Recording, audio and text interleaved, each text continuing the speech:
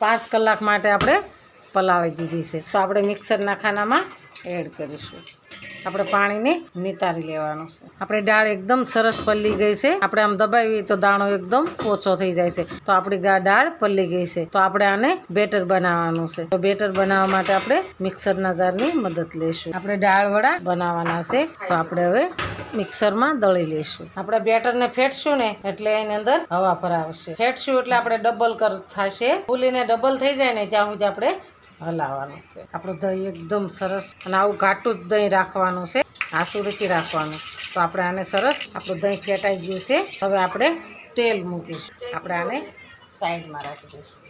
આપણે તેલ મૂકી દીધું છે।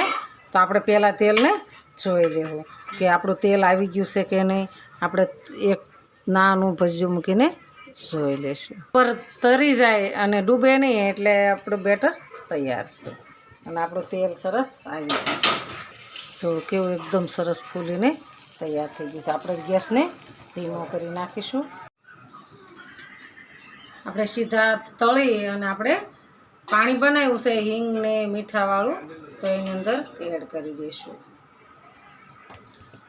આવી રીતના તેલ નાખશું ને એટલે આપણું વડું ફૂલી જશે। ફૂલીને આપણે પકોડી જેવું થઈ જશે અને આપણું વડું એકદમ ફર્સ્ટ ક્લાસ બનશે। આપણે હવે આને આવી રીતના ફેરવી લઈશું અને ધીમા ગેસે આપણે બ્રાઉન કલરના થવા દેવાના છે। આપણા વડા એકદમ સરસ ફૂલીને કમ્પ્લીટ થઈ ગયા છે। થઈ ગયા ને એકદમ ગોલ્ડન કલરના થઈ ગયા છે।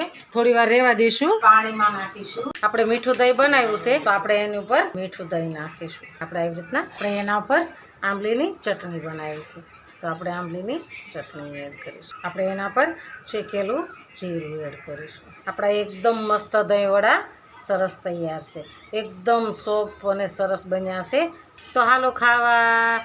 જો અમારો વિડીયો ગમે તો લાઈક, શેર અને સબસ્ક્રાઈબ કરી દેજો।